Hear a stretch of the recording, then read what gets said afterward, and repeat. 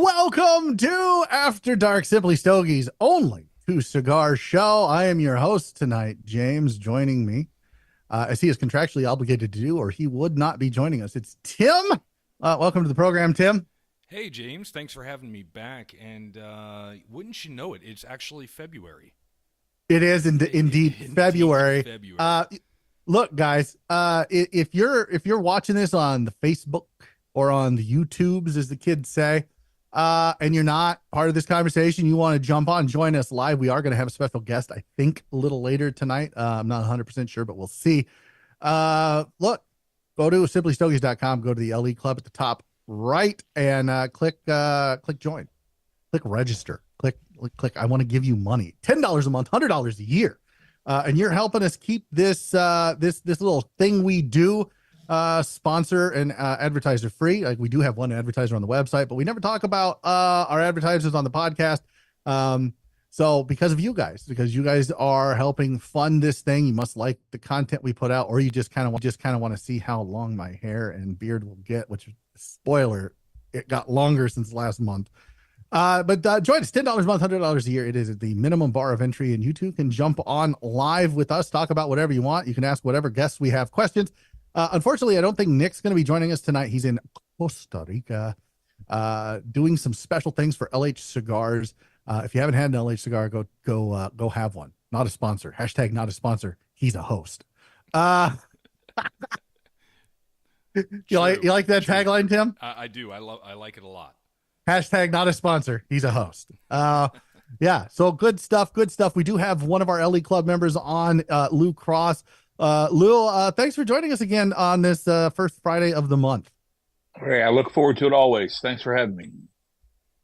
If you haven't had a Lure cigar, go get you one. Luxury Cigar Club. And from our sponsor on the website, oxfordcigarcompany.com, they'll get it out to you lickety split, as they used to say in the 30s, which means quick for all you Gen Z and millennials. Did I just offend like two generations at once? I think I did.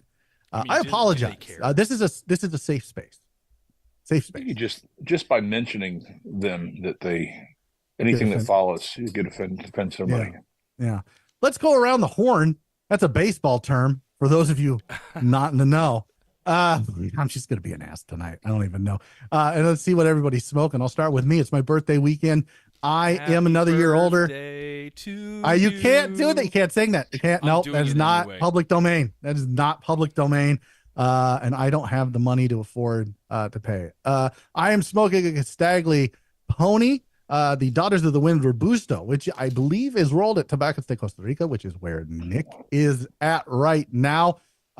Great little cigar. I'm glad they brought it back. Again, you can go get it at Oxford. Hashtag he is a sponsor. I guess he's an advertiser on our website. Tim, let's go to you. What are you smoking? I've got this unbanded cigar, but it came in some cello, and it has a name on it, and I don't know. Can you guys read that? I never learned to read. Oh man, and I'm trying to think because I didn't get a chance to grab the paperwork or that you sent with it. But what's the number 7?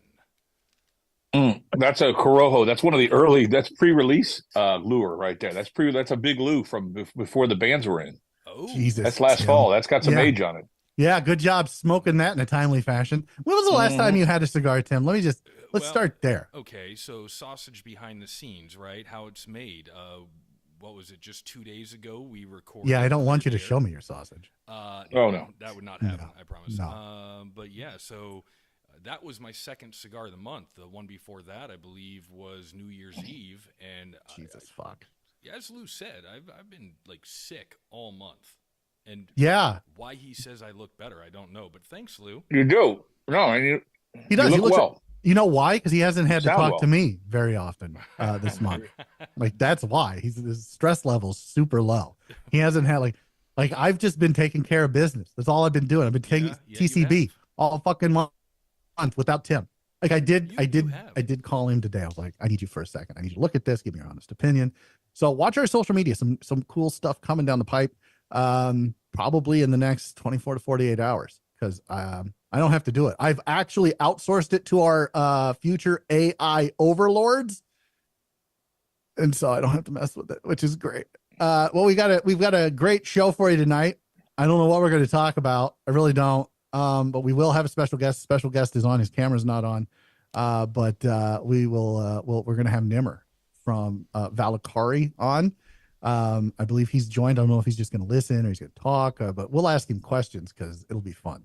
It'll be fun to just ask him questions. Now, I hear we had Nimmer on. I think it was this year. It was one of the first episodes this year we had him on, and it was a great episode. Or was it last year? I don't. It's all blurring together. I don't know. But it was last year. It was last year. It was like beginning of December, I think. Mm-hmm. December 1st. 12/1. Yeah. Yeah. And we had him on. It was a great conversation. And what we do here is much different than what we did on that show. This is the show that most people are like, oh, this is great. But people in the industry are like, what the fuck are you doing? This is not what you guys do. I guess. So it's more laid back. It's more casual. And we talk just about everything. We try to keep it cigar related, which brings me to my first subject that I kind of want to talk about. Which is a cigar club. So last Friday, as a matter of fact, myself and Nick were guests. And Cheeseburger, I think his name's Cheeseburger. Hando, I don't know. I'm sorry, guys. I have a short memory. I still haven't, like Tim will know because we had to clear the air this week. I didn't. No, you're talking about the HERF that I was not invited to. The HERF you weren't invited to. Yeah, which was, I mean, nobody wants to invite you anywhere. Right. No, I get it. Yeah. And it was a great conversation. It was 3.5 hours of really getting to know some guys from, down under on the other side of the planet and kind of see how they smoke cigars. And it's not backwards. I promise. It's not like the toilet. Toilet flushes backwards. Cigars don't. I see what you did there. Yeah. I felt like I needed to explain it for Gen Z and the millennials that might be watching. Jesus, I'm gonna get canceled. Before this fucking hour's out. But it was a great conversation. Now here's the thing. I wanted to talk about clubs, but I also kind of want to give you guys what the Australians deal with, which is kind of what the FDA wants us to deal with. I complain constantly about $20 cigars because I don't think there are a lot of cigars on the market today that are worth $20. And I think there are even fewer that are worth $30, $40, $50, $60, $100, $300, and $500 in the case of the Oro Blanco. I don't feel like that is I don't think it's good for the industry. I think it prices people out. I think it's terrible. That said, the average cost that they spend on a cigar in Australia is $60 Australian. Ooh. Yeah. Wow. Yeah. What's the exchange rate? Well, I don't know. I don't think it's like Canadian exchange rate where one of our dollars is worth like 10,000 of theirs, like loonies and toonies. Did I just offend the whole country? Probably did. But it's a little different. I mean, that's a lot of money for a cigar. Like, Tim, would you ever spend $60 on a cigar? I can't say no because I think I've at least come really close, but I wouldn't want that to be the norm. I wouldn't want every cigar to be 40, 50, 60 bucks. No. I need the $10 cigar. I mean, this is a $10 cigar, and it's probably the best $10 cigar on the market. #fanboy.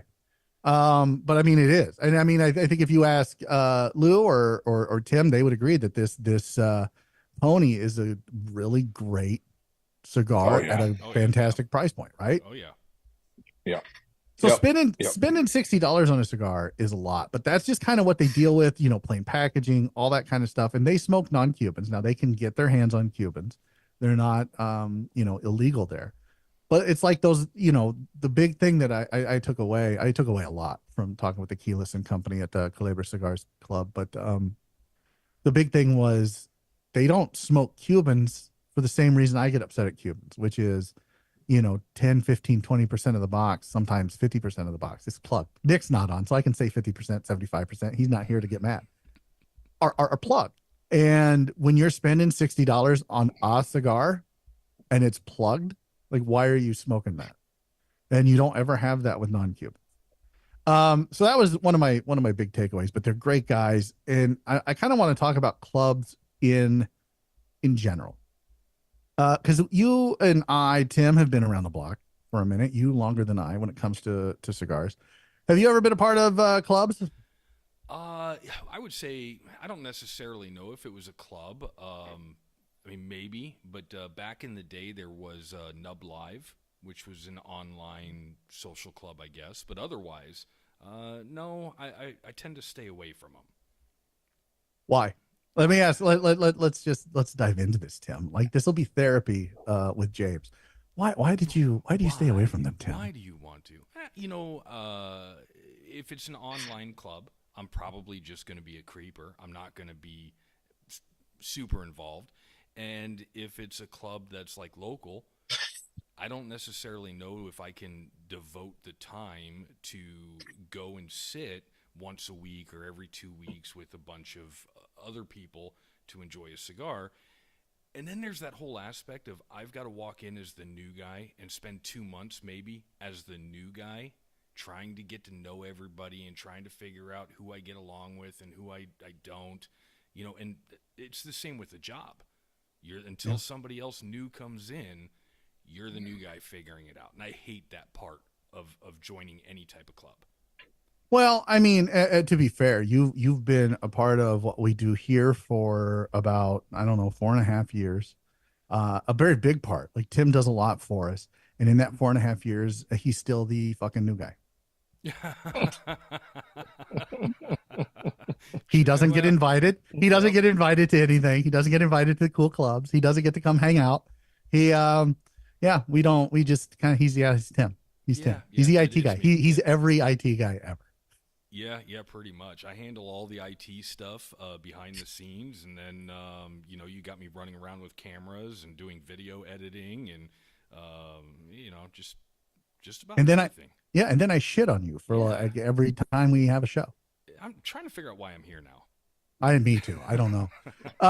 Lou, I know you're a part of a club, an in-person club, and you're also part of several Facebook groups.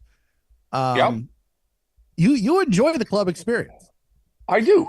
I mean, I smoke alone quite frequently because I like to smoke cigars, but I prefer to smoke with other people and, shoot the breeze with a bunch of different folks. And I like the fact that cigars bring together a lot of different communities and different individuals around. So that's always been good. But I have been part of a local cigar club called Capital City Cigar Club. Shout out to C4, the guys that may or may not be out there watching on Facebook or YouTube or Bumble or Rumble or wherever they watch this stuff. And the guys I hang out with, we get together a couple times a month on a regular basis at one of our local lounges or a smoking porch that's attached to a watering hole. And they're very cigar friendly folks. And so we get together and they're some of my closest friends. And then online, I've been a member of lots of different Facebook groups. There's a lot of cigar enthusiasts and tangential tobacco and libations and other things that are out there. And then I've recently gotten involved with getting back into an online community that is supported through like Luxury Cigar Club. I joined their membership club, kind of try some different cigars and meet some new people. And that's been really good. They've been supportive of the Lure brand and appreciate that. So yeah, I think that I've met a lot of new people and we hang out on Herfs virtually. So the technology that kind of settled out from COVID has remained pretty strong and kept people connected. So I'm pro club. Pro club. You're a social guy though, Lou, right? Like you're a social butterfly. I'm a social butterfly. I enjoy, that social lubrication, if you will, the conversation and the hanging out with folks and different points of view. And there used to be a time in my life when I was a younger man where politics and religion were points of contention. And the older I get, the more I don't care what anybody's political views are. I don't care what the religious views are. And the cigar is the great equalizer. We can all sit down and enjoy it. We can have a conversation. We can be adults about it. And I think that just comes with age and experience and just not wanting to deal with the drama and the bullshit. But what I find personally about clubs is not everyone has that maturity. Sure. And there are different folks who really want their opinions to matter. My opinion doesn't matter. I tell you guys every week that I'm on. My opinion doesn't matter. I do a cigar review, like it or don't like it, I don't care. Like, it's my palate, it's not yours. I'm putting my experience out there. Maybe you'll gain something from my experience, and maybe not. And that's okay. You don't have to like the content we put out. You don't have to like any of that stuff. But I think we can have conversation. But there is such a wide swath of folks that don't have that, and there is an immaturity level that goes with it. And I think if you can find a group of guys, there are a couple of folks that I enjoy having cigars with. Lou, you're one of them. Tim, I suppose, I guess on days you're one of them. Right. Yeah. Randy, and Eric, Carly, and some of the folks from the Lounge at Habano in Davenport, Iowa. I enjoy hanging out with some of them. But yeah, it's just different. And I have come to a point in my life where I can, and kind of waxing philosophical because I'm going to be older on Sunday, is if I don't have to put up with that if I don't want to put up with that. And so I choose not to. And for me, it's just easier. Like, I'm a part of a Facebook group that I do not participate in. I lurk, as Tim said, like creeping, yeah, which is a weird way to phrase it. Lurker. Well, lurker's weird to me, so I don't know. Anyway, I'm not a fan of clubs, but I think clubs have their place. When I first started my cigar journey, I was in a club, and those guys directed me away from the CI specials and the the kind of, I don't want to call them shit sticks because that would be demeaning to these companies, and they're just not, they're not cigar companies that I would smoke now, ever. And so they pushed me more towards the boutique and not the mainstream, and to try to find those hidden gems.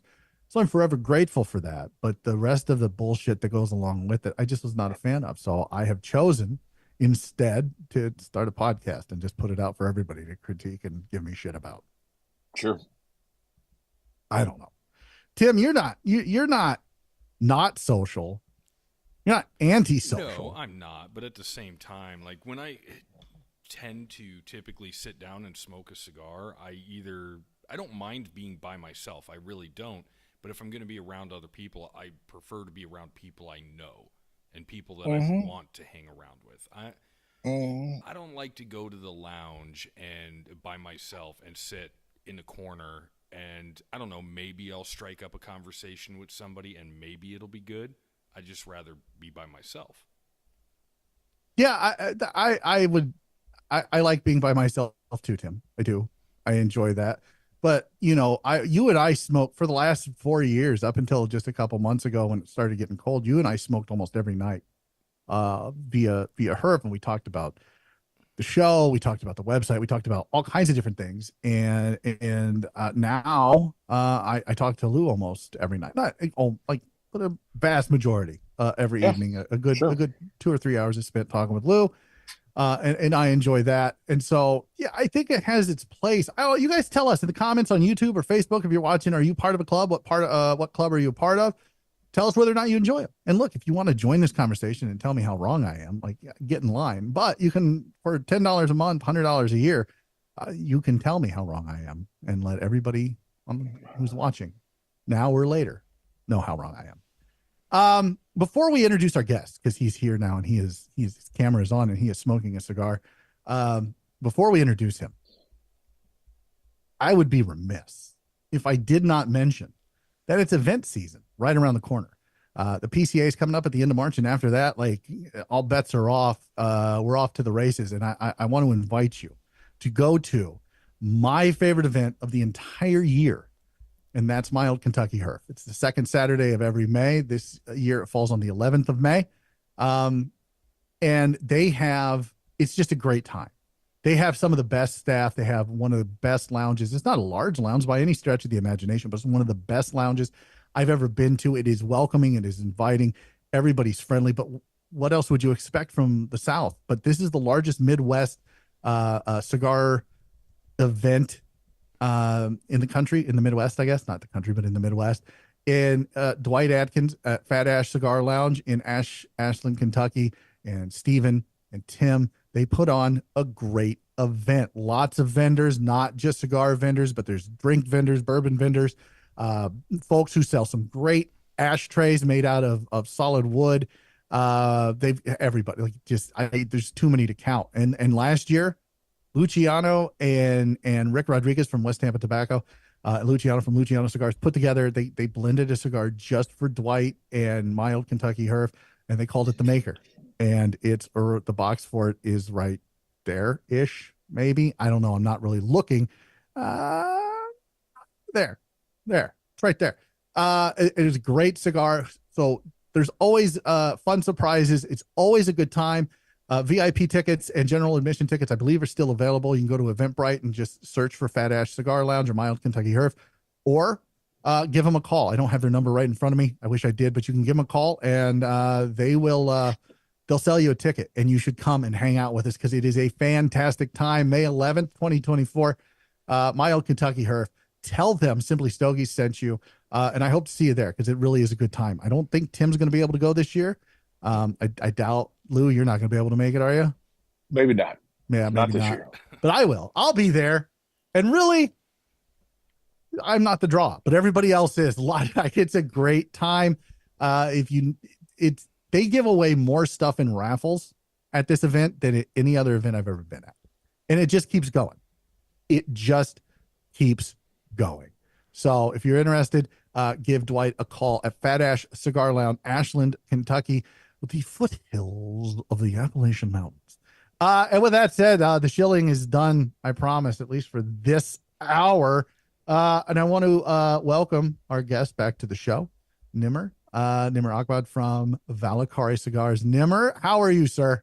What's up, James? How are you tonight, man? I'm good. I was just kind of listening to your BS earlier. Well, we all were. I mean, I'm just thinking the whole time. I thought James peaked in high school and never really kind of got into any clubs. And now you're not wrong. Now you're filming cigars in your basement. I mean, it's my wife's basement, to be accurate. It's not even. It's just my wife's basement. I don't know if that's not a euphemism. That's not. That's not a euphemism. I don't know if that's better or worse, but she was kind enough to allow me to build this little cigar slice of heaven, if you will. But welcome to After Dark, Nimr. It's good to have you. For those of you who may have missed it, in December, Nimr was on. He is the owner of Valakari Cigars. How are things going this year with Valakari, Nimr? Things going good? You look good, my man. You look good. Thank you. Yeah, it's been good. It's been really good. Just been working a little bit longer.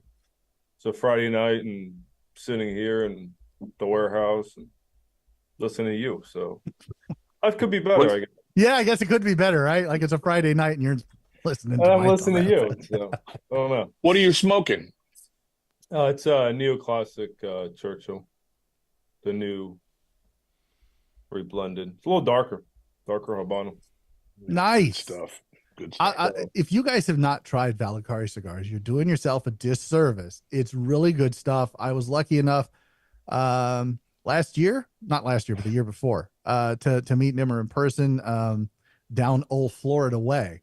And, he shared some cigars with me and Lou shared some Valakari with me, and Lou turned me on to it the night before I met Nimr. I got to meet some of the guys in C4 talking about cigar clubs, and they had nothing but great things to say about it. And I was blown away by the blends, like just fantastic cigars.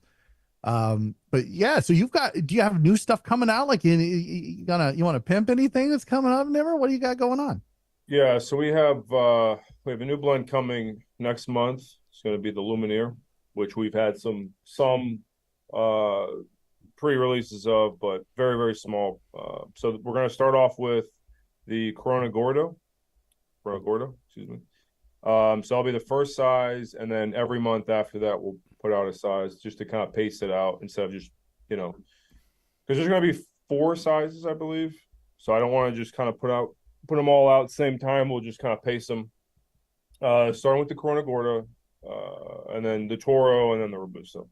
And then Gordo will make its way into the lineup. So that's what's coming up. And so we're gonna have two big releases this year, but up next will be the Lumineer, and then we'll have something for everybody towards August, I think. Not sure. Nice. So middle of the year, thereabouts. Look for it. Look for something new from Valkyrie. But if you haven't tried, where can the folks go find it? I know you've got a lot going on at Small Batch, Luxury Cigar Club. Is there anywhere else people can find it if it's not in their local shop? Which if it's not, like, you need to ask for it.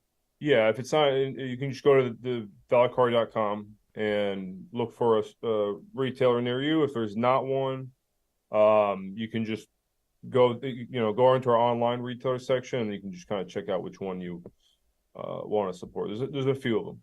Yeah. And there's some B&Ms that function as, they'll ship to you, and they have websites, and they're doing really good. So if you're B&M, if you're the B&M that's near you, or in your state, if they're kind of too far, or whatever the situation is, I do urge people to kind of support everybody if you can. As long as you get good service and everything's great. But a lot of small local B&Ms have websites now. I mean, it's like we're in, it's 2024. Most shops will either ship it to you, or they have some kind of, Shopify, whatever e-commerce website that they can, sell you some cigars. So don't hesitate to reach out to some of the smaller guys. Yeah, no, absolutely. Definitely. I always would prefer, and this isn't a slam against online guys. I think online guys are great. But if a local B&M has it, I like supporting the local B&M. There's a plethora of reasons why. Support small business, that kind of thing. But I think the big one is, if we don't use it, we lose it, kind of thing. And so, go to your B&Ms, hang out there, smoke cigars, buy cigars from them. I've said before, I live on an island. Like, the nearest B&M to me is an hour and a half away. There's several more 2 hours away. So for me, ordering cigars online just makes sense. But if there's a B&M in your area, you guys need to support it. Go in, buy a 5-pack. I don't care if you take your own cigars in, as long as the B&M's cool with it. But if you're there, you need to buy a 5-pack, especially if you're bringing in your own smokes to smoke. Let me bring in one of our writers, reviewers, friend of ours, Ryan Nihas is on. Ryan, how are you tonight, sir? I'm good. How you doing? I'm doing good. You look cold. Ryan. I'm not that cold. Okay, good. It's like it's right around 50 degrees, but I guess I don't want to be colder and not have a jacket on. So I don't have a hat on. I usually do, but yeah. It's the weather's weird. It's like, it was 50 degrees here yesterday. It's supposed to be 50 next week for 3 or 4 days. It's just weird weather. Weird. Oh, yeah. I think it's trying to make us forget that it tried to kill us. Yeah, you guys had a lot of snow. Yeah, I just finally got my mailbox back. Nice. Did you really? Yeah. It was like just another 6 inches of snow. My mailbox was gone. So yeah, it's all melted now. It's amazing. I'll take it. Yeah, right. Like, there's no snow on the ground anymore. I'm not complaining about that at all, because for like a couple of weeks there at the beginning of this year, I was like, why are you trying to kill me? Why do I live here? I don't want to live here. I want to move to Florida. But I digress, because we're not here to talk about the weather. We're here to talk about cigars. So Ryan, what are you smoking? What are you burning right now? I don't know if you've ever heard this. Paul Gamerian Gourmet Series. Yeah. Paul, like, that's one of those cigars that's a lot like Valkyrie. It's if you know, you know. And Paul Gamerian puts out some really good stuff. as I choke to death. I went to a store in Tyson's, and it's his store. So I didn't realize how prevalent they were in the national capital region, but they are, like in Georgetown, they have a bunch of them. And then I went to that shop and got the whole rundown from some dude that's been working there for a while. So it's been great. Was it his son? Was it Paul's son? No, it wasn't his son. It was one of the workers. He knew a lot, though. Definitely knew a lot, but Yeah, It was like kind of my first dive into Paul Gamarian, so pretty cool. I've even bought the book, A Guide to yeah, Gourmet Cigars. Yeah. yeah. I have the book as well. I think it's signed. Um, great book. Lots of knowledge in there. It was one of the first. You know, we were talking about clubs and how they kind of pushed me into the boutique area and kind of where I focused a lot of the energy for the show for the first 3 or 4 years. And they really they were really high on Paul Gamarian cigars, and it was like, oh yeah, if you know, you know. I'm like, well, I don't know, so I need to try it, and they're very, very good cigars. Yeah. Lots of age on them. Lots of age on them. Yeah, yeah. For sure. Buddy Warren on Facebook says B&M provides a place to smoke and talk with fellow cigar smokers. Buddy, you are 100% correct. And that's where I would rather spend my time instead of doing online herfs with clubs, which I don't mind doing every once in a while, but doing that every night or every weekend or whatever the case may be. I would rather spend my time at a cigar lounge, talking to folks in person, getting out of the house, especially in the winter, and just being able to sit down and enjoy the company of other cigar smokers. And this is, let me ask you, Nimmer, because being a retailer or being a manufacturer, you're doing podcasts, you're out there doing the media junkets and all that kind of stuff. And would you rather do an online herf with somebody, or would you rather go to a lounge, sit down, relax, and talk to other folks? Like, which do you prefer? I mean, the probably the shop. I don't think it really matters because you're still having a conversation, and you can smoke, in your home or your office if you can. I mean, so it's the same concept, it's just virtual. I mean, I really don't see a huge difference. But there is the shop aspect where it's like we can talk about a cigar. You mentioned the PG store. We just go in the humidor and just grab it, and so there's kind of more of an interaction when you're in a store. But it's it's the conversation that matters and the stogies that come with it. Yeah, no, I would agree with that. But I think if you're in the shop, like you said, and we're talking about Paul Gamarian cigar, and you've never had one, that's where I would get up, go in the humidor. If they carry PG, I'd pick one up, buy it, and then have you smoke it right there. Be like, hey, what do you think?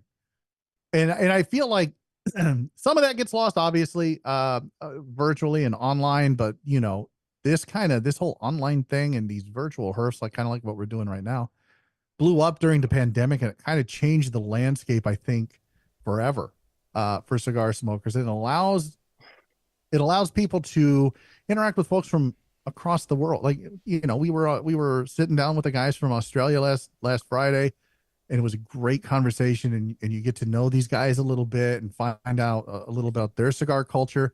And I asked them, I said, when you guys get together, because they get together, at each other's houses, and they have barbecues. I think they put another shrimp on the Barbie. I asked him, I said, when you do that, do you have somebody just stand guard so that all of the things in Australia that are trying to kill you can't get in? Yeah. And they laughed. They thought it was cute. And then Achilles told us that kangaroos had tried to kill him 3 times so far this year. Gee. He said he ran over, he hit 2 of them with his car within 2 weeks. One ran out in front of him, he hit it, and he said it went flying off to the left. And then he said he ran over another one, and he looked in the rearview mirror, and it was dead. And so he figured somebody else would pick it up. But he said a week later, there was a kangaroo at his back porch banging on the glass to get into the house. It's probably a relative of the one he hit. That's what he said. He said it was there to try to kill him for killing the family members. I don't know if that's accurate. I don't know how he could tell. Which, then Nick asked, he thought that all kangaroos wore boxing gloves, which I think was a Looney Tunes reference. I'm not 100%. That's the only place I can remember. That's an aged cartoon reference for sure. Well, I mean, it's Nick, but I got the reference, which just made me feel old. Mm-hmm. Yeah. Buddy Warren says, I could shake your hand and give you a cigar, that you'd like to try. So yeah, I think in person is better, right? I'm going to argue something though. You know, some of the things of going online and herfing with people, it's been a great, thanks to, you know, being able to send cigars. I've got a cigar collection, and I have enjoyed sharing cigars that I have enjoyed with people that they don't have access, even if they had a brick and mortar, or they have, you know, online, I guess, is you can reach anybody. But I have been able to send and receive cigars that I've never been able to experience, that or are sold out, or you know, don't even make them anymore. And if you miss a release, especially on LE stuff, and somebody else, hey, you got to try this, it's a really great smoke. Those online herfs have been a source for exchange and sending things to and from folks.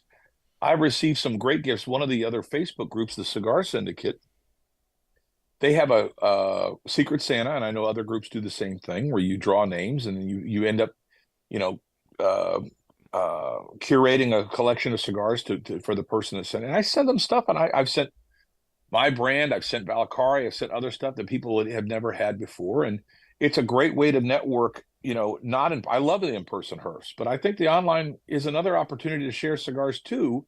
There's a little bit of a delay, but you can have that same experience by able to, you know, do those handshakes virtually, if you will, by way of sending things back to and from, you know, as gifts and things.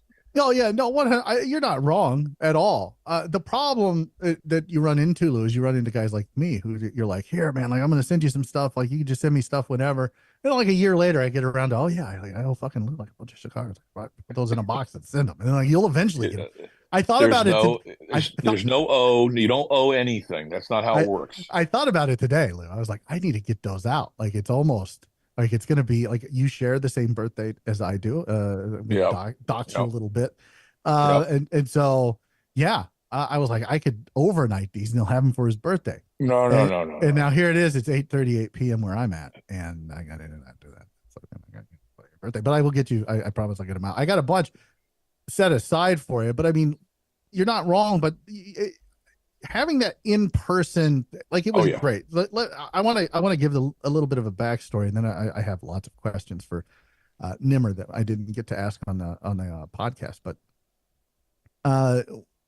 we were traveling to Disney World for whatever reason. My wife is a Disney file, and we had stopped in where you're at, your corner of Florida. We stopped there, and you were kind enough to invite me to the C4 group to hang out, and we went and hung out, and you were like, hey, you got to try this Valcari. So you gave me a bunch of Valcari stuff, and then you were like, do you want to meet Nimmer? I'm like, yeah, I want to meet Nimmer. Hell yeah. Like I talked to him, get him on the podcast, like all that. And you're like, yeah. So the next morning, like you took some time off work, and I don't know if I was supposed to say that. Hopefully nobody knows watching. And it's all right. Yeah, right. And because I think it was a Friday. And you took that Friday morning off, and we met Nimmer at his old shop that he used to have, and you wouldn't let me buy the cigars. You're like, nope, I'm taking care of it. Nope, you're here. You're my guest. Take care. Which was great because I got to try a bunch of Valcari and I didn't have to spend any money on it. But it's that you made your wife wait like 2 hours in the car, so you paid for it later when you got to Disney, I'm sure. It was like I told her, it's a funny story because her and the kid are sitting there, and it was in this strip mall, and there was like a restaurant or whatever, and I'm like, I'll be in there maybe 20, 30 minutes. She's like, yeah, that's fine, we'll figure something. I'm like, all right. Like 2 hours later, I go out, and she's like, 30 minutes, huh? I'm like, oh, let's just go. Don't worry about it. I come out with this big bag of cigars, and she's like, how much was that? I'm like, Lou bought them. She's like, well, at least you're off the hook for that. Yeah. Yeah, there you go. Did they go get pancakes? They went next door to get some pancakes or something, they did. Right? Okay. They went next. Yeah, they went to that restaurant there and got some pancakes. So let's change gears a little bit because I do want to ask Nimmer some questions that I don't think I got to ask him on the podcast. Nimmer, what's it like coming out with a blend? Because like, let's just take the Neoclassic. It's been reblended, right? So how many iterations do you go through with a cigar before you're like, this is it? This is the one. Like, and kind of walk us through that process. I mean, it's been reblended probably 3 or 4 times. Not all the sizes get reblended. It's just mostly like one size will will be tweaked a little bit, and then like, well, this is better, and then you smoke the next one, oh, this is better, and every cigar is better than the last one. So it's kind of managing the excitement a little bit, which, so that's something I learned kind of more as the years went by, because every cigar you smoke, when it's, when you smoke other people's cigars, you're just like, okay, that was a good cigar, I'd smoke it again, or it's box worthy, it's whatever. But when you're going through cigars that don't have bands, they don't have the storytelling, there's no branding on it. It's really difficult to filter out what's good and what's not good, because, and then the mood kind of change. There's a million reasons why cigars are, enjoyed. I mean, you could be in a good mood in a short filler cigar could taste good. I mean, whatever the case is. So usually, like, when there's new blends, I'll smoke them again like a month, and then another month, and then a year.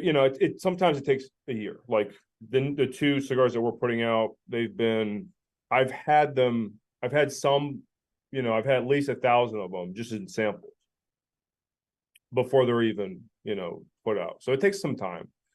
But if you're gonna just, if you smoke every cigar that's really good, and you say, I'm gonna put a band on it, it's gonna be this cigar, and we're gonna put out, this many of them, you'll have 20 blends by the end of the year. So, but it's also recognizing when your cigar when time is run out on that cigar. So, I'm looking at our sales and looking at the data and seeing what's selling. And certain sizes it's not like this, right? It's more like this for the sizes. 1 month, 550 Robustos are killing it. And then the next month, 5.5 by 54s. And then 5 by 54 or 5 by 50, whatever. So it switches, and then you have to see why that is. Because sometimes, people change. Tastes change. So like if I was to grab the best cigar of 2005 and you smoke it today, it's probably not the best cigar today, because you've changed, the market's changed, and as the market changed and as the tobaccos kind of evolve, regardless of where they come from, we kind of evolve with it. That's why you see countries like we talked about overseas, places like Germany, places like Belgium, places like Austria are smoking Nicaraguans now, or a Nicaraguan cigar was looked at as peasant smokes. Nobody touched that stuff. If it wasn't Cuban, or if it wasn't, brands like the Prestige of Davidoff, it wasn't touched. But now you see brands that are considered boutique that are in these countries. Middle East, the same way. I was shocked to see at least 4 boutique brands in the Dubai airport. At least, probably more. Nicaraguans, or some of them were Dominicans. So it's interesting. So you have to apply that, I think, or I like to do it, where every size has to be for somebody. I don't think that people that smoke the 6 by 52 or the 5.5 by 54 neoclassic are going to be big fans of the 6 by 60 neoclassic, or the Corona Gordo. It just depends. So each one's kind of blended to serve a purpose within the bounds of like a Nicaraguan Puro. So like for Churchill's, the thing that I notice about Churchill's is that Churchill's, it's a longer cigar, so you kind of get used to it as you smoke it. So if it doesn't build up and it doesn't get more and more, if it doesn't kind of grow in strength towards the end, then you kind of get used to it. I mean, you get bored of it, and it towards the middle, you're like, when is this cigar gonna be over, kind of thing, rather than a build up. So when I found a blend that kind of builds a little bit, and then once you're, halfway into the cigar, it's kind of significantly more strong because of how the cigar is constructed. It makes it more interesting. I'm going to be sitting with this thing for an hour and a half, maybe 2. Let me enjoy it in stages and not have it be the same thing. Imagine like eating your favorite steak, but for 2 hours you're chewing on this thing. Like it's going to get boring after a while. So it'd be nice for for it to have a nice build up, or be a little bit more strong, or whatever the case is. Because like I don't smoke a lot of Gordos, but I smoked a ton of them to kind of get why the person that enjoys Gordos, why do they gravitate towards a Gordo? So I smoked a bunch, and for me, I felt like it was obviously there's a value proposition, and there's a strength proposition. Like most Gordos, like our Gordos at least, are stronger than the typical size. So if you want something like a Neos Classic that's medium plus, just grab a Gordo, if that's your thing. So if you want more concentration and flavor, grab a Corona Gordo. But I think that's how sizes should be displayed in a portfolio, rather than just, well, here's a skinnier version of the same cigar. Like have different options and different things. But yeah, I mean, Lou will tell you, if he picked every cigar that he had to be a lure, you'd have 15 lures by now. Yep. The pond would be filled. So anyways, but yeah, it's adapting to the market and to your brand.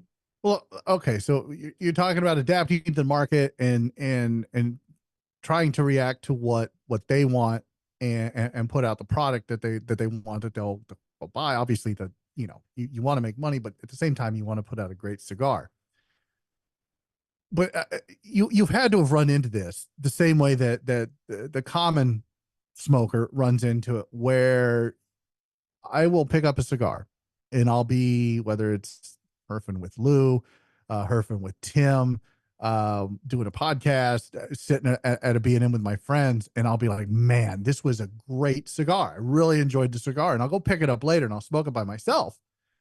And I'm like, what was I thinking? This is not that great of a cigar. It's not nearly as good as I remember it being.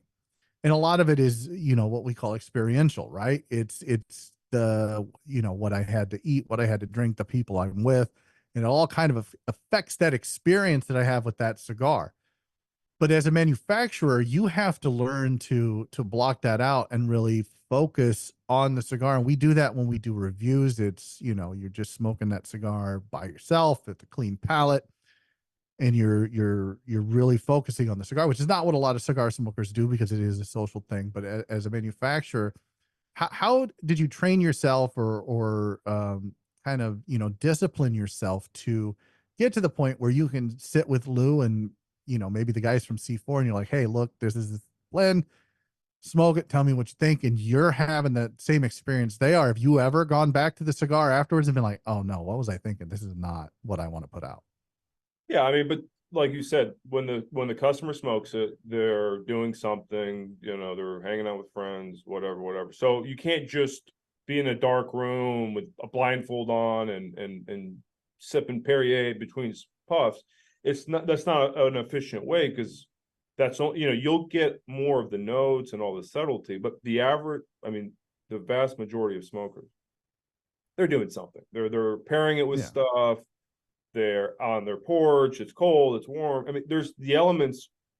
There's stuff going on. So, yeah. So I like to grab it, smoke it when I'm by myself in the morning with espresso, and then light it up while I'm with friends or just hanging out. See how it performs. If it's not as good as it was when you're by yourself, then maybe the cigar isn't as good as you thought it was. That's a possibility. And the other thing is, how does it age? I mean, that's another, realistic thing. There's people that are lighting up cigars that I've made 4 years ago. So I can't wait 4 years to test stuff, but I can wait a year. I can wait 6 months, see how things, I mean, we've had broadleaf blends that we did that suck after 6 months. It's like vegetables. Really? They just go bad. I don't know what the chemical reason is or what the science is, but wow, I've had Habanos that fall flat. So that's hard to plan for, because you don't know what it's going to do in 6 months, and so you put it out, and then 6 months later, you're like, oh, this did not. Don't rush. I mean, we already have what we have. But so that's a balancing act, right? Because you spent the money up front to buy the cigar, and you got to put it out, make your money back, right? So you can reinvest it and pay yourself a salary and all of that stuff. But at the same time, you're trying to balance it between, trying to kind of see into the future. This will be like, how is this going to age in 6 months? Because I kind of know that I know the tobaccos that are in it. I know what other blends have done in 6 months. So this should be okay. It's kind of a tightrope walk, right? I mean, it's a guessing game. You can smoke something and be great. I mean, Lou will tell you there's thousands of cigars that I have on, somewhere that aren't released, that just didn't work out. Either it was a size problem, either it would cost too much to make, or whatever. There's a billion reasons why things don't get put out. And sometimes we make mistakes, but you just have to, if you make a mistake, you can't just release it and just, cross your fingers and hope things go well, because if you didn't notice it, the customer might. Yeah. And if you notice it, the customer definitely will notice it, because they don't have the same emotional attachment to that hard work that you went through to put out this blend. To them, it is up there with the rest of the cigars. So if it doesn't stack well with what's out there, what people are spending their hard-earned money on, then you should probably keep it in your warehouse. Is that fair? From a manufacturing standpoint, is that fair to you guys? Because here's the thing, as consumers, I don't think a lot of us really know what goes into getting a cigar to market. And it's not just, yeah, this is it, we're going to put it out. Like there are a lot of steps to that process, 200 hands. Like we've all heard that, but I don't think we really grasp what that means. So when you make a mistake, and everyone's going to make mistakes, that can really set you back as a company, especially when you started as a micro brand. Like you said on the podcast, you were a micro, now you're full blown boutique. I mean, you're in more places than I would have thought, that you were in. You're in several online retailers. You're in how many B&Ms across the country and then around the world are you in? It's quite a few, right? It's over 100. Yeah, we're closer to 150 now. Probably 100 that are just carry the whole thing, the full line. So is it fair for consumers to judge you on one cigar that may have been a misstep? No. I mean, but that is the reality. Customers will judge you on one cigar. That's, if a manufacturer doesn't realize that, then there's a problem. Now, there are cigars out there that we've made that, maybe you smoke it in negative 20-degree weather and it blows up on you. I mean, that's going to happen. Yeah. So is that fair to me? No, probably not. But the reality is most customers don't go in for a second cigar if the first one sucks. So that's just a reality. So, so it's probably best to lower your chances of failure and just put out something that you're super proud of and is going to do really well. It might not be for everybody. I've given the wrong cigars to people. Like somebody that likes medium full, we give them like a Neo, and they're like, no, I want something stronger.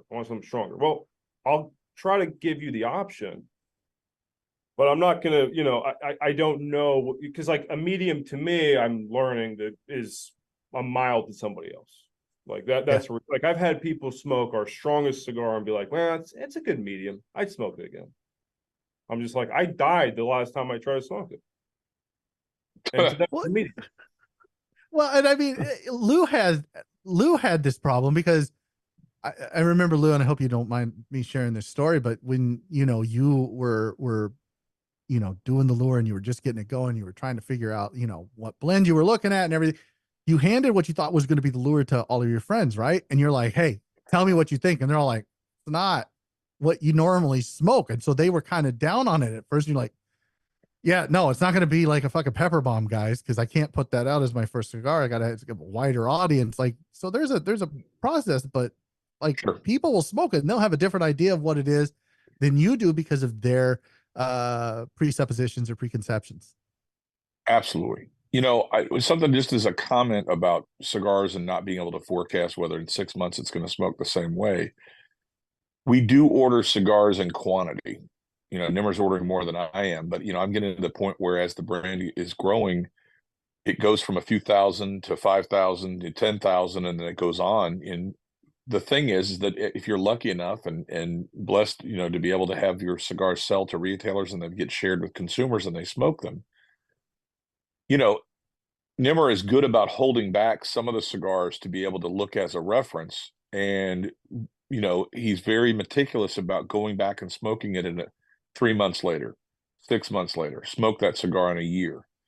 And if the cigar is not, some of the cigars are aged incredibly well and they're just phenomenal. Like that cigar you're smoking, Tim, was from a batch that was rolled early last year in the summer, early summer last year that you're smoking that was before the full production was out on those.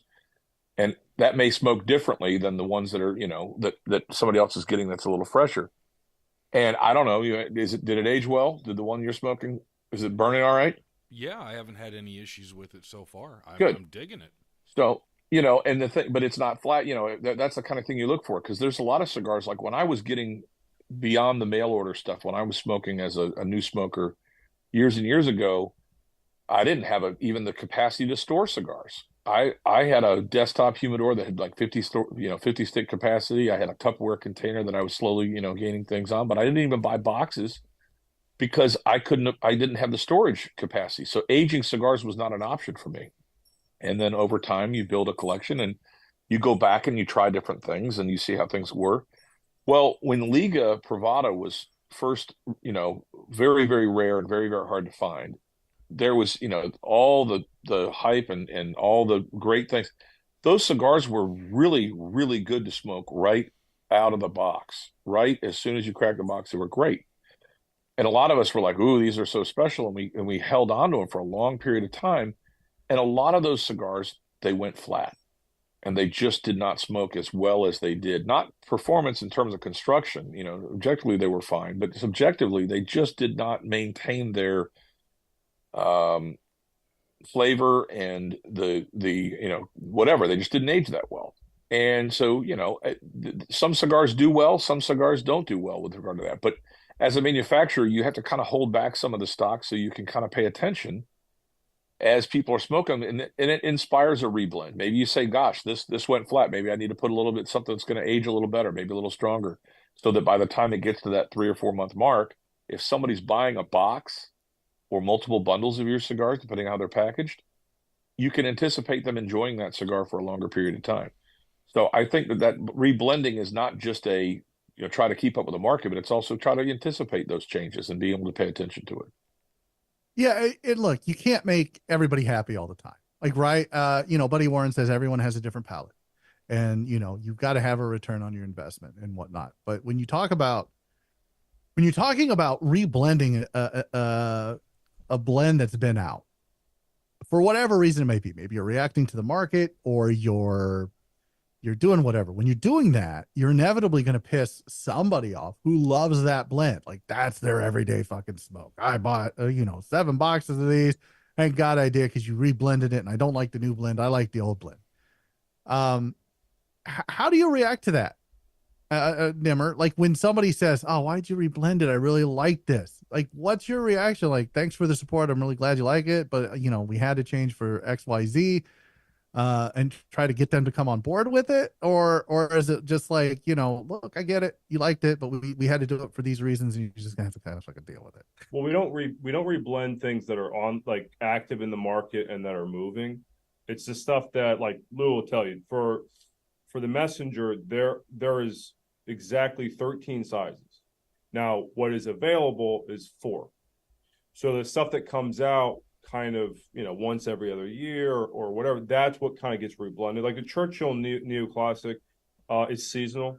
It's not always there, and it's to bring inconsistency to the blend, because if you want the consistency of the Neo Classic, then there are 4 sizes for you to choose from. So if you want something that's a little bit different, you can go for a Churchill, you can go for a we do Perfectos, we do box press Perfectos, we do Rothschilds, Solomons, you name it. We have every size there is, rolled, ready to go, that gets put out, and then we take feedback.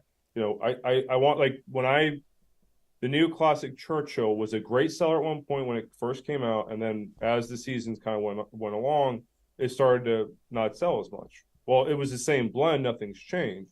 So maybe it was time for something. That's where we can be experimental with. I can't be experimental with the with the bread and butter, but I can be experimental with all the other stuff that comes with it. And it keeps things more interesting. I mean, the neoclassic in particular is like, that's our bread and butter specifically. Like that blend, that brand, that's what most people enjoy when they enjoy our cigars. It's just to give people options. You can get different configurations to the same blend. And, if you want to enjoy the cigar for a little bit longer, you want something a little bit stronger, that's why we give those options. But I don't, it would be difficult to go to a blend that's selling like crazy and just changing the blend overnight. That would be very risky. But if something stops selling, well, then there's a reason to it. Maybe it's a marketing thing, maybe it's a lack of availability. But usually, often, because I'll tell you this, we used to do a 5x50 in the Neo, and now it's seasonal. The 5.5 by 54 never sold, got reblended, and now it's our best selling size by far. Not many blends, not many manufacturers can say that a Robusto Extra is their best selling. It's usually Toros. Yeah. So that was just one example where the reblend worked out really well because it was something very unique. And Lou's had it. I think it's Lou's favorite in the lineup. It's my favorite. Because it's very unique, and it kind of took a lot of the attention from the Toros. So if so that way the Toros for one person and then that size is for another, and it allows a slightly wider reach. But again, if you want something completely different, then you've got two other blends. It's just to give options, and they're not always available. We don't have 5 sizes on the shelf. We have 3 to 4 typically. And then the other thing is retailers. So like some retailers we've talked about this before, Coronas don't sell for me, for most people. Some shops do very well with Coronas. So if a shop does well with Coronas, we offer it to them. If a shop does really well with Churchills, we offer it to them. So, every region's different, every country's different, and we can't please everybody, but we need to have at least the configurations to be able to kind of plug into certain markets. Yeah. I can't tell you how many times people have asked for something bigger than a 6x60. So not everything, we're not going to do everything. There's some limits, but it's for people to enjoy. I don't know why anybody would want a 6x60 at all. It's just not my jam. I don't like putting that big of a. Keep saying that, but the thing is, Lou will tell you, it is a massive seller. It is like we'd go out of business if we stopped making Gordos. People want Gordos. Okay? Yeah, but Gordo's not the biggest size anymore. I mean, Gordo's practically like a everyday, common size. It's just not an alarming size based on all the big stuff coming out now. It's just crazy. But the guys that like them, they like them. I think there's a value proposition. They think that they're getting more of a cigar they like, and if they don't want to have to change it up. I like variety. I like the smaller size. I like the mouthfeel of a smaller ring gauge. Some guys just and ladies and gents. I mean, it's not just guys. It's ladies and gents both like that big ring gauge sometimes. There's a joke there somewhere, but I'm not going to make it. Look, guys, if you want to join the conversation here with myself, Nimmer, Lou, Tim, and Ryan, just go to simplystogies.com, click the LE Club in the top right corner, register. $10 a month, $100 a year. You too can join the conversation, ask questions of Nimmer, of Lou, of myself, of Ryan, of Tim. I don't know why you'd want to talk to Tim, but you certainly can for $10 a month, $100 a year. I'll let you talk to Tim as much as you want. But yeah, like that's why I'm glad I do a podcast, guys, because I don't have to make anybody happy. I don't care. James, we should offer a light version for Tim, for questions for Tim. I think $3 a month, $30 a year. Yeah. I mean, I can get downgraded to $2, $3 a month if you need to be, so we can try to promote it. Because these numbers are sad. So So we'll do a $3 introduction offer. You can talk to me, you can talk to Tim. If you want to talk to you, and maybe Lou, you'll have to spend some money. Wow. I think I have to give them money to talk to me. At least Tim's getting $2 or $3. You're worth the $10, Nimmer. Lou's probably worth the $10.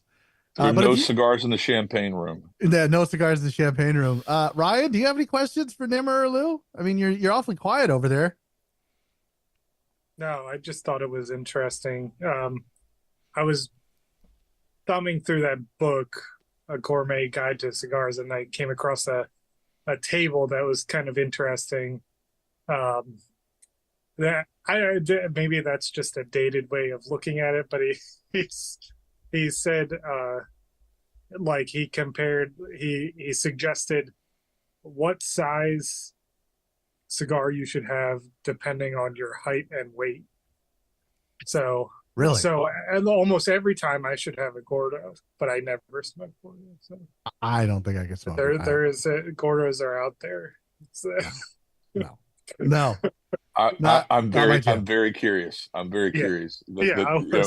I mean, we've all been plagued. I don't know if you've ever gone for life insurance and they have the table that tells you what you're rated based on your height and weight. And I'm going to say that there's some correlation. It's not necessarily causation, but maybe I should be smoking Coronas, to kind of get, to bring my consumption down. Who knows? Yeah.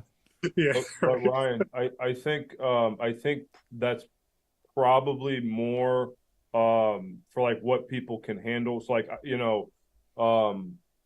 if you're slimmer, if you're like shorter, you like just there are some biological, physical limitations to what you can handle. I love espresso and I drink it to like an alarming rate, but I can't handle more than 4 shots a day. And I drink this stuff at 4 shots every day. If I go 4 shots and a half, I start tweaking. I mean, it's just so, and it's been years of me drinking it, like years. So there's nothing I can do to get to the point where I can do anything more than 4 shots. I've smoked cigars for a long time now, relatively, and there are some cigars that they just knock me out. So, I'm not a small person, but that's just, my body can't handle some of the stuff that like Lou can handle. Some of it's, whatever it is, genetics, whatever but typically it is height, weight, oriented. So I think that's more like if I grabbed we have like our nobility lineup is a San Andres medium to full. If I can smoke maybe 3 Coronas back to back, maybe 3 Robustos, 3 Toros, whatever, but I could probably smoke a Gordo, and then that's about it. Just because there's more tobacco in it. There's more. You're getting more, nicotine because it's a larger quantity of tobacco of a cigar. So I think that's more oriented probably to newer smokers, and it's more about the what you can handle rather than what you would most likely enjoy. You could be 500 pounds and enjoy a Rothschild. It's all about taste. That would look a little cartoonish. I think. If you're 500 pounds, you like a Rothschild, that's fine. I feel like that the optics on that is a little Looney Tunes. There's a little Bugs Bunny there. More about aesthetics too, maybe. I don't know. Maybe. I don't know. Buddy Warren says when he's fishing, he likes a 7x54. So he doesn't spend his time cutting and lighting. Lou, I think that's kind of directed towards you and the lure. Any plans to put the lure out in a 7x54? No, 660 is the largest we're going to go. I mean, they could go to other brands, and I'll be happy. Well, don't you have a Churchill? What's the Churchill? That's 7x48. 7x48. So it's a longer cigar, but it's a narrower cigar. It's the narrowest, the thinnest ring gauge in the lineup, and you get more wrapper to filler ratio. It's not Lancero flavor bomb, but it definitely has more of the core Corojo Oscuro flavor in the Churchill, for sure. And so I like it. That's actually one of my favorite sizes in the lure. And I wish I'd made more of them in this go round, but they're out there. And if you're looking for a true sense of the Corojo Oscuro flavor, that Churchill's really, really sharp. That Churchill is really good. And I'll tell you what, there's not a lot of Churchills anymore out on the market. But when they're done right, they're done fucking right. Like, it's one of the best sizes out there. And for me, I always, when we're talking about, wrapper to kind of filler ratio and what flavors you're going to pick up and I always kind of use the burger bun analogy, which Nick's not on, so we can talk about fast food if you want. Um, the burger to bun ratio, like if there's less filler, there's more bun, right? The filler's the meat, the wrapper's the bun. So if you want to taste the bun more than than you would in a Gordo, you're going to want that ratio, like a Lancero. It's more bun, less burger kind of thing. Does that make sense, or am I just rattling? Probably both. There's something to be said about food science, though. Oh, we've got a mutual friend, Jim. Nimmer and I know this guy that was in restaurant business and the business of restaurants for a long time, and like at the macro corporate level of dealing with like dirt in restaurants and other things. He was very aware of this, and he would say that even like a chicken nugget, which my kids are 90% chicken nuggets. I'm sure that's what they, in terms of their composition.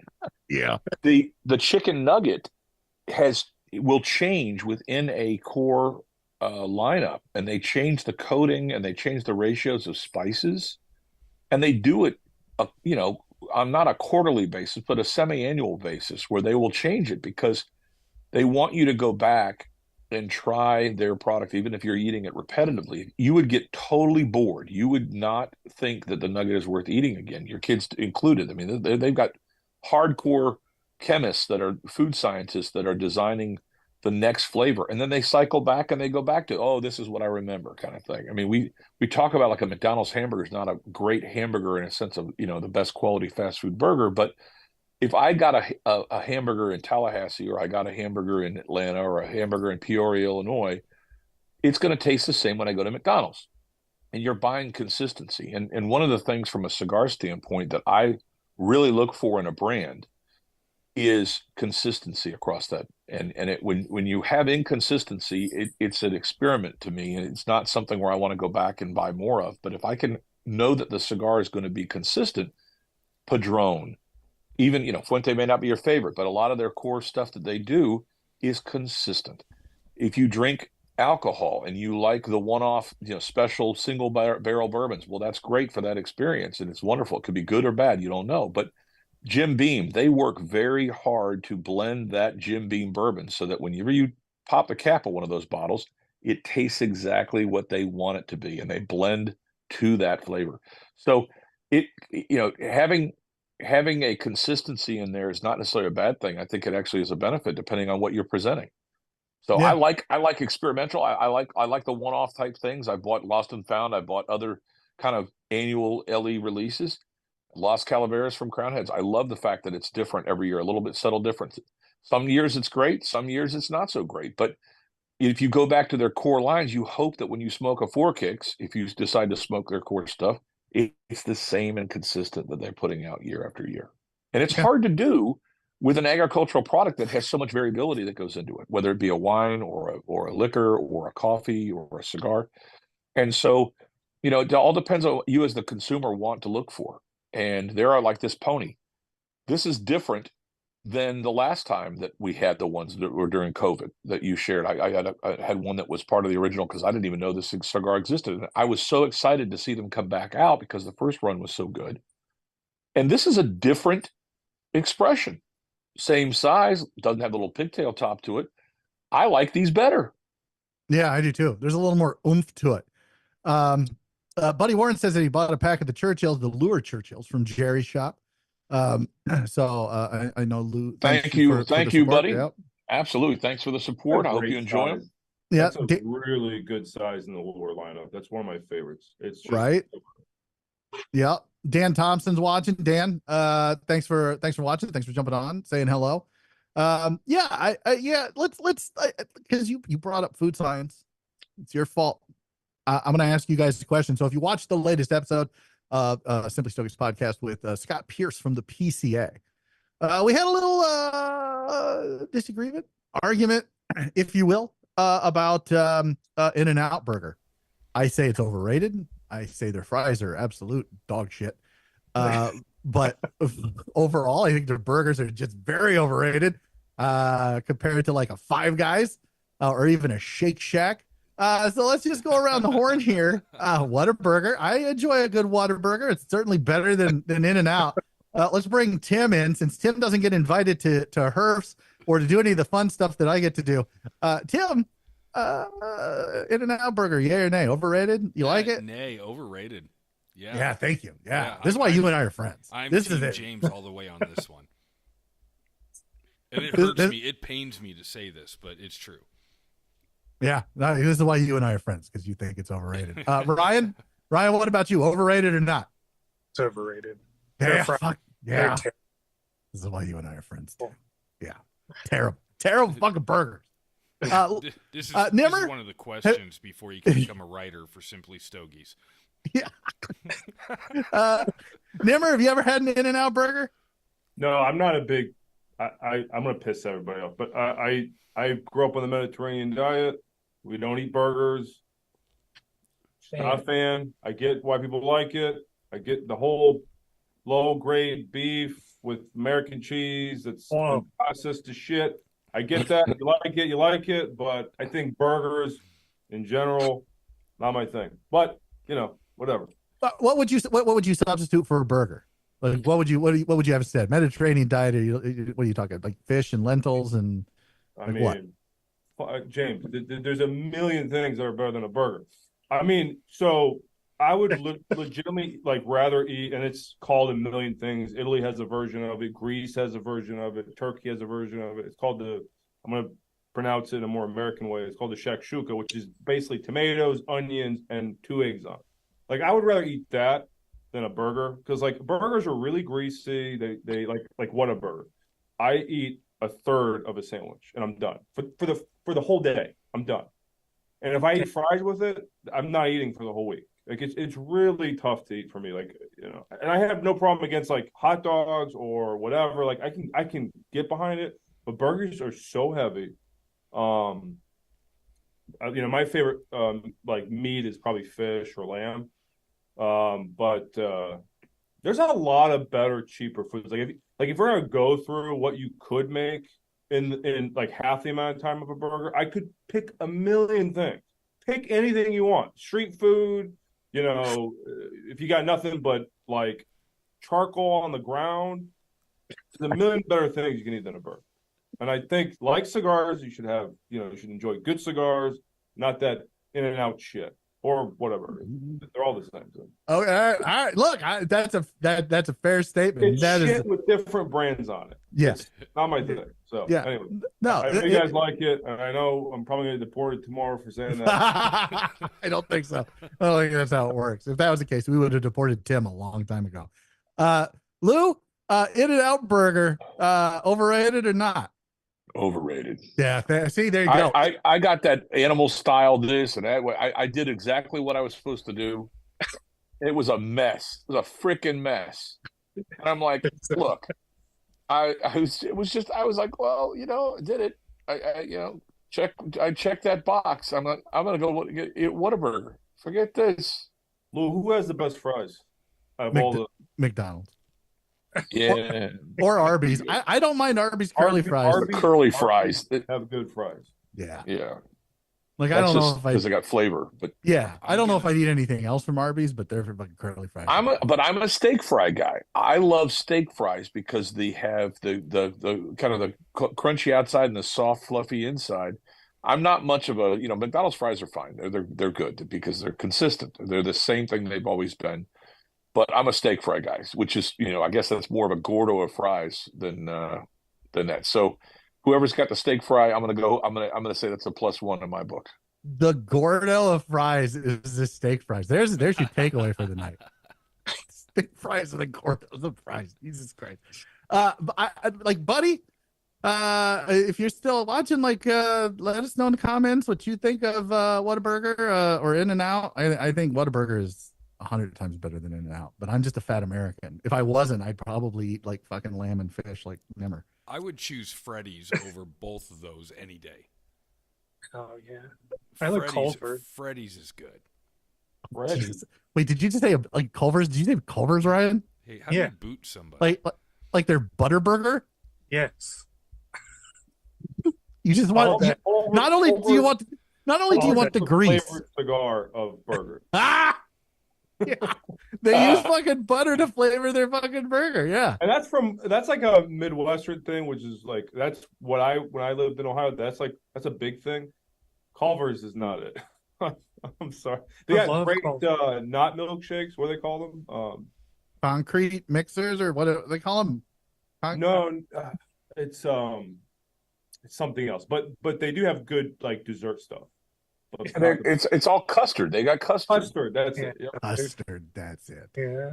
Fucking custard. I don't even know what the fuck that is. It's like a thicker milkshake. I don't know. Do you want to be fatter? We put butter in our milkshakes too. I took a friend to Culver's and I had talked it up because my family's from Wisconsin, and so Culver's and Butterburgers, and we finally got a Culver's in Tallahassee. And so I was like, we got to go over there and you got to try this. It's custard. It's so good. He got it and he was like, what is this? It was so thick and like it was just, it's I don't know what they do, the less air or whatever they put in it in terms of ice cream or whatever, but it's so thick. And he's like, he ate about 3 bites. He's like, I'm not eating that. I was like, what's wrong with you? And so it's not for everybody, but that's why they make different cigars. That's why there's thousands of brands out there, and you go into a humidor and there's a whole bunch of different cigars because there's somebody that likes it. I mean, chances are somebody's going to like your stuff. Yeah, Buddy says he's never had In-N-Out. Like, congrats to you, my friend. You've never had to try it. He says he prefers Whataburger to McDonald's. I mean, who wouldn't prefer Whataburger to McDonald's? I mean, honestly. And I'm sending Nick the link to this show once it's out, just so he can experience this, because he was so tired of talking about fast food on the Clear of the Air, which you guys will be able to see on the 8th coming up next week. Where we talk about Scott Pierce behind his back and then put it out for everybody to listen to it, including Scott. So it's not really talking about behind his back. I don't know if everybody gets that joke when I say it at the end of the shows. Like when Nimmer did you get that, Nimmer, when I was like, hey, join us next week where we talk about Nimmer behind his back and then put it out for everybody? Did you understand the joke, or you're like, what the fuck is he talking about? No, I don't think I just figured you were going to have like the usual 3 viewers and just talk to them. Wow. I mean, we got like I'm glad I'm on here so the viewership can go up, because like Lou texts me, says, look, there's just James is trying to get his podcast going. He's like, he needs your help. No, you like, throw me I'll do him this favor, and I'm sure now whenever this is out or whatever, if they see my name on it, it's gonna go crazy. It's gonna be viral. TikTok. Yeah. Oh yeah, 100%. Yeah, we may have to lower James the bill for your time, membership to like $2.99, maybe. Because like if I wanted to hear a bunch of middle-aged guys talk about fast food, I would just walk into my local Whataburger and listen how great the burgers are. Wow. Classic. Wow. I don't even know where to go from there. I am enjoying my last time on the show, so go out with the bank. Nimmer's like, I'm never getting invited back, so fuck it. Which, by the way, this is live, Nimmer. This is live. Oh, it's crap. You still have 3 views? Do they know I'm on it? Yeah, we didn't know you were going to be. I got the heads up about 10 minutes before we went live. Lou was like, hey, I'm going to let Nimmer join me if you want. I'm like, hell yeah, let Nimmer join. Like, absolutely. I didn't TikTok star. I mean, I'm not on TikTok, but if I went on TikTok, I'm definitely trending. I am not, and I'm on TikTok. Although you guys can look for more TikToks coming soon, as I let our AI overlords kind of take over. As I try to find a lighter that has fucking gas in this fucking lounge.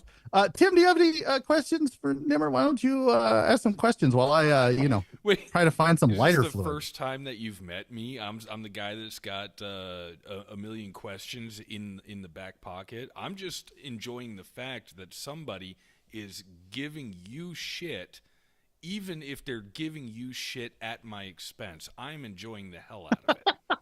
Yeah, well, I mean, I wouldn't get used to it if I were you. Right, yeah. Last time, I didn't even know, Nimmer, that you were going to be on the show until James said, oh, we're going to have a special guest live. So you can see, I mean, I don't get invited to any of the herfs. I don't get any information until the last minute. It's overrated, Tim. But No, I can see that. so the AFC Cup's going on, and there's no games right now. So I figured I have nothing to do, so I'll waste my time and listen to James complain about how he doesn't have a working lighter in his. Who are you? Hey, remember who are you cheering for in AFC? I'm assuming you mean like football in the European sense, not. We're in America. God damn it! It's soccer. First of all, Jordan just beat Tajikistan 1-0, and they made it to the semifinals. Just gonna put that in there. Let me ask you a question. From a all the Tajikistan are fighting some war somewhere, aren't they? I mean, I don't know if we can say they're not fighting wars. They're getting their ass kicked in soccer. So listen, Jordan probably has never made it past like to any sort of quarterfinal or semifinal. So it's a big deal that they made it to the semifinal. So congratulations to Jordan. That's huge news, right? Yeah, to like, 3 people in Jordan, kind of like yourself. But is it the same 3 people that watch this show? Probably. But no, I mean it's on dial-up. I will say this though. If I don't do, like Lou will tell you, I don't do podcasts at all. I haven't done one in a year. I've done the only 2 I've done this year and last year were for you. So well, I appreciate you taking the time to come on and grace us with your presence. I know you're a huge TikTok star, so it's great to have you on. But let me ask you this, Never, from somebody who is what I know about soccer, I learned from Ted Lasso. Is a 1-0 game exciting to watch? Yes. Well, so like no, not really, not that long game. I mean, there's like. I if you want to watch like a goal heavy game, like you'll probably watch like a bigger team versus like a not so good team, like a Real Madrid versus like a Villarreal or something. But it's like football. I mean, there's more going on, but or American football. There's more going on. There's more scores going on, but like sometimes games are just like slow, and you just watch the nuances of good passing, and it's stuff like it's a more nuanced sport, I would say, than like the more like MMA or boxing or American football. Like those are more like impact heavy. It just depends on what you grew up on. Like American football is expensive for people to get into. Like the helmet, the gear. I mean, it's like they're wearing very expensive gear for most third world countries. So yeah, I mean, it's to us it's interesting because like when I played with my friends before I played in a club, I played with 2 rocks in the street and a crushed Coke can, like that, because a ball was $1, and where I lived, most people didn't have that kind of money, so we would just drink a Coke, crush the can, put 2 rocks, and that was it. I guess all we could do. And I have a lot of friends that I have a couple of friends that made it to the national team because I was in the U16 national team for Jordan. So I grew up playing soccer, so it's always fun to see a smaller country kind of play in a massive continent like Asia. Yeah, were you good?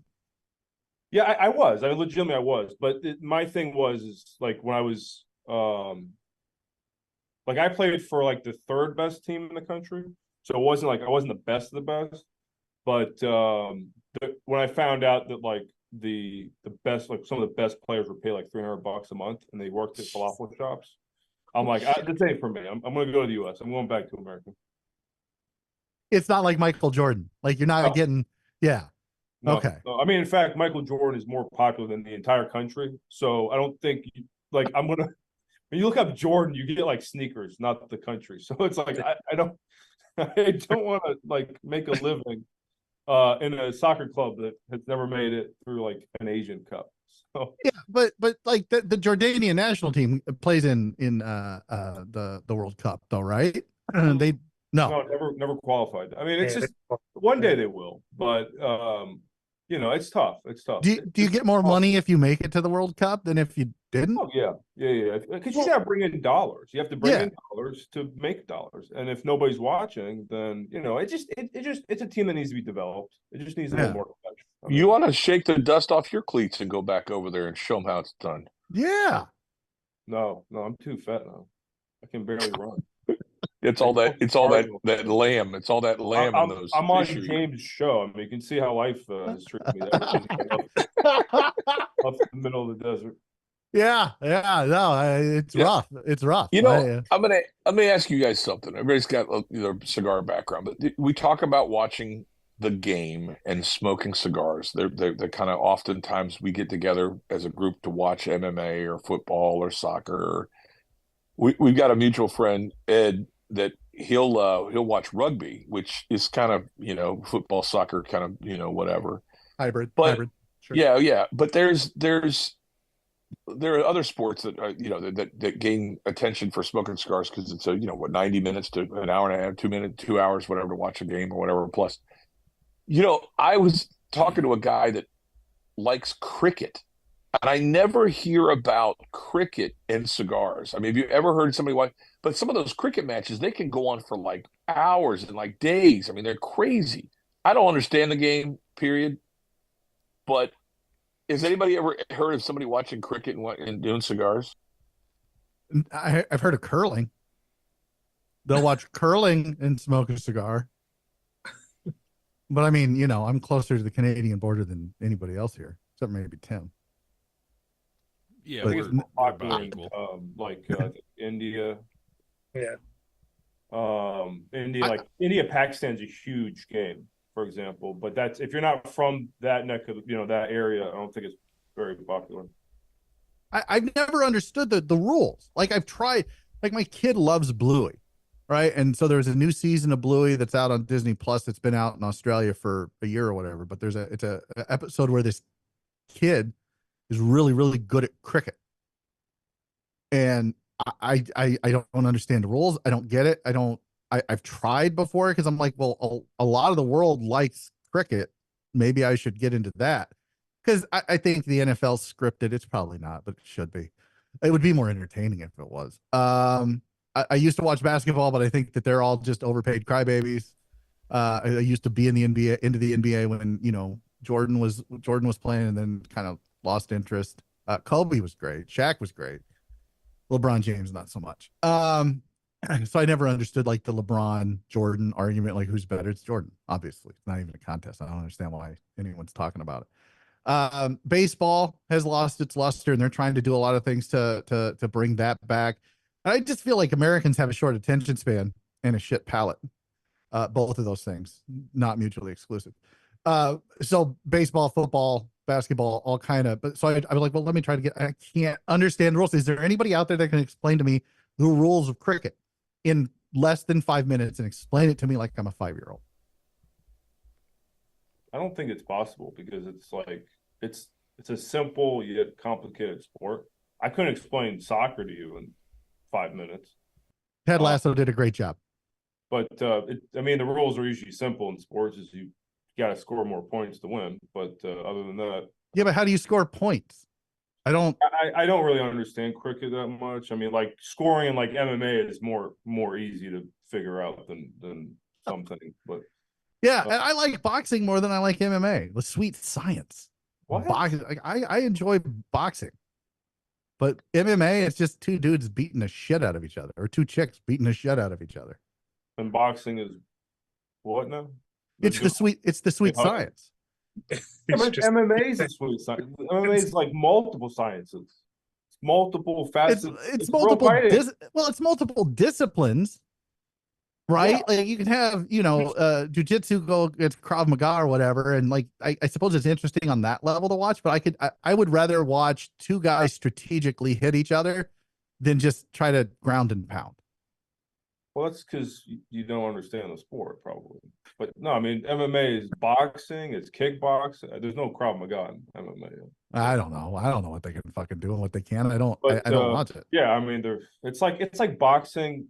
Like, I'm gonna say this. Like, you and me could box in our computer chairs.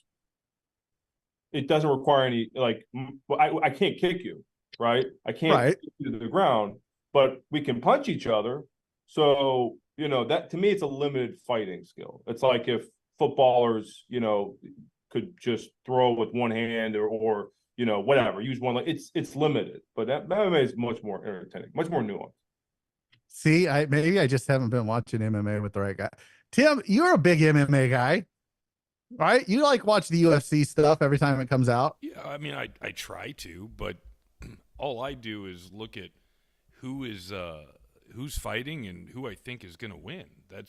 And then I place a bet. That's all I do.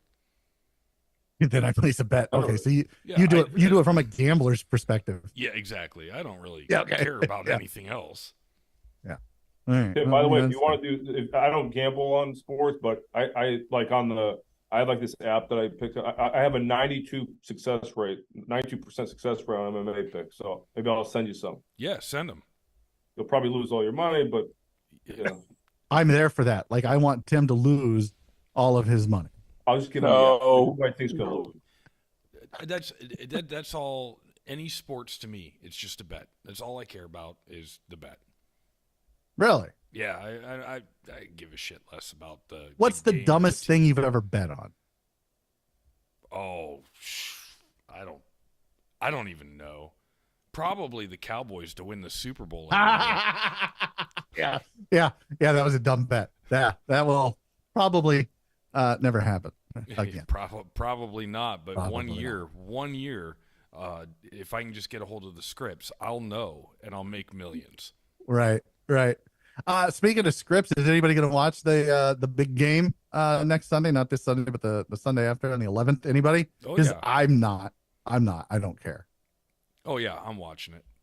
Are you? Oh yeah. Yeah, Ryan. I watch for the commercials. They put the commercials out now. Yeah, the commercials are out. They release them early, and it was so bad. Oh, it's so good. It's so good. It's hilarious. Yeah, Ryan, are you going to watch the big game? Yeah, I'm a Kansas City fan. I lived in Missouri. Yeah, no, I knew. Yeah, I knew you lived in Missouri. I didn't know you were a Swiftie though. That's good. I mean, everybody makes. I love Taylor Swift. Yeah, they make terrible life choices. It's all right. Some people smoke Kirka. Yeah, so it's a bet for the Chiefs to win, and it's a bet for a proposal to Taylor Swift before the end of the game. Do you think? Wait. You think that's gonna happen? Oh yeah, that's gonna happen. God, it's going to be the ultimate start to the NFL soap opera. So I think there are multiple levels to this bet. Number one, will he propose? Number two, what will her answer be? And number three, will they actually get to the wedding before it's called off? Oh, she'll say yes. She's got a great taste in bad men. But that's just she's got to have the source for she's got to have the content for the next 3 albums. But that's what I'm saying. If she gets into this, she gets into a marriage with Kelsey, Travis Kelsey. And it's all, fucking roses and great. Like, where's the content coming from? Where is she getting that motive? Like, are her songs going to change? Like, is she going to be nearly as popular? Oh, I feel like that's a terrible career move. I don't know. I don't think the proposal will happen. You don't think so? Especially no. Let her have a couple of kids, and then she can write songs about teenage daughters. Yeah, there you go. No, like my 6-year-old daughter's driving me nuts lately. I had to take away the electronic devices. She was just being a pill for the last few days, and I took them away. Like she's got Monday off of school, right? So she's like, Dad, I want to do something on Monday. I'm like, all right, well, what do you want to do? She's like, I want a yes day. I'm like, no. Oh, what is like maybe yes day? Maybe a yes day. Well, okay, so a yes day is whatever they want to do. You just say yes to. Doesn't matter what it is. And she watched some video. She watched some video on YouTube where, so this kid had a yes day and spent like $10,000. And I'm like, sweetheart, Daddy would have to sell all of his cigars and he's not doing that. So no, like we're not doing that big of I'll give you a budget if you want a yes day. You got to stay with the budget. Just tell her she can have yes day on February 30th. That's it. 30th. Yeah, Problem no, solved. I'm not doing that. No, but she was not listening. 6-year-old's not listening. So I took away her all the electronic devices. Like all she could do was play with her toys. She couldn't, get on the tablet, watch TV, get on a phone. And so she was real good. She got in trouble at school yesterday. Let me tell this story because this is hilarious. So I had told her she wanted a yes day on Wednesday, and I told her, yeah, we'll give you a yes day on Monday as long as you're good, but you have to be good. You can't get in trouble at school. You can't do this. You can't do that. And it'll be on a budget. She's like, okay. So she was all about it. So she gets in the car yesterday. I pick her up from school. She gets in the car. I'm like, how was your day? She's like, oh, it was good. I had a really good day. We're talking a little bit, and I go, so we're driving home. I go, did you get in trouble at school? And she goes, no. And it's just a short no. And I'm like, are you sure you didn't get in trouble? She's like, no, I didn't get in trouble at all, Dad. I'm like, okay, good. Then she asked this question. She goes, are you gonna ask my teacher? Which is the tip off that she did indeed get in trouble at school. And I go, well, I am now. And she goes, yeah, I got in trouble.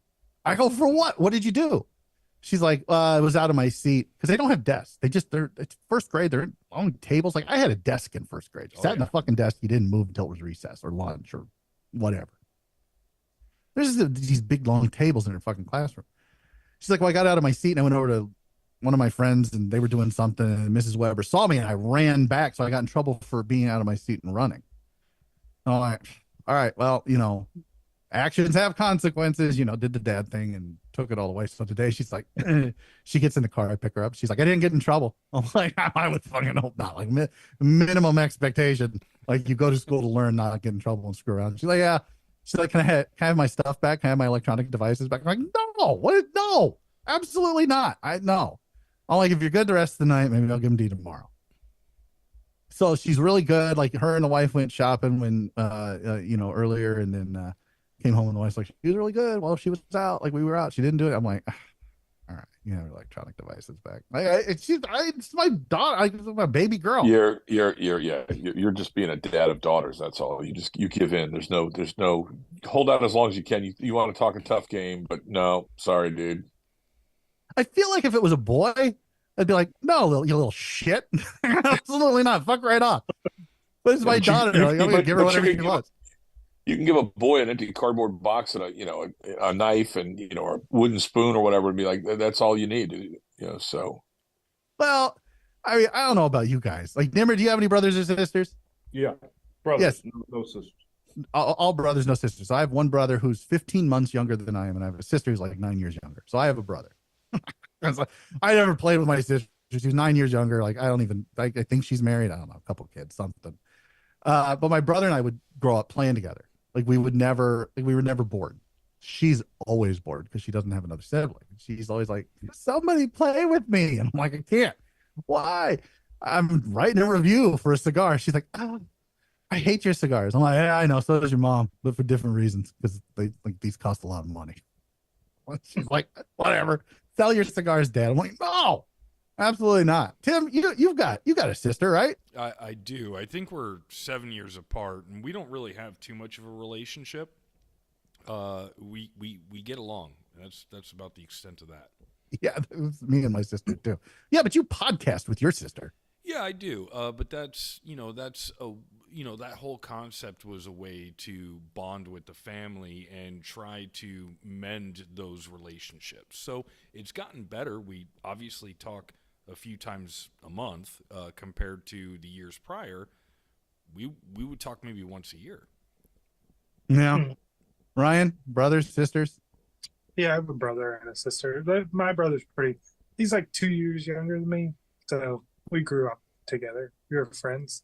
My sister, we were pretty close, but then when I joined the Army, we just kind of grew apart, but still a pretty good relationship. And then, I have 4 girls and like 1 boy. So it's you got a fucking basketball team busy. Yeah, it is. Yeah, you got a whole crew. Yeah, you're packing a cannon. I can't imagine it's quiet. Oh no, it's quiet now, but it's quiet now because you're outside having a cigar. Ryan needs quiet time, James, not you. You only have 1. This portion of the program brought to you by Benadryl. I was going to say Trojan, but okay. Chloroform. Wait, no, what? Lou, you've got brothers and sisters, right? Yeah, I've got a younger brother, and then I've got a half brother and 2 half sisters from my dad's first marriage, and we're all close.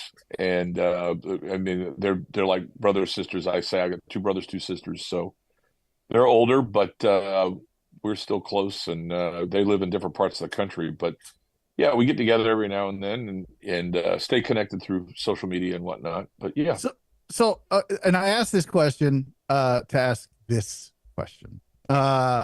Tim, anybody in your family smoke cigars, or is it just you? Just me. Nope, nobody. Just me. Ryan, what about you? Anybody in your family smoke cigars, like sons, daughters? My father used to, not anymore really. And then my brother, he will dabble into cigars, but he always wants to share a cigar that comes from another habit. Like a joint. Oh yeah, like joint. a joint. Yeah. It comes from a different habit. But it's just a old habits. Yeah, but yeah. But I was you like, guys? Brad, Did you, I'm not gonna did you guys, share a cigar with you. did you guys sleep in the same bed growing up? Huh? I said, did you guys sleep in the same bed growing up? No. Same bedroom.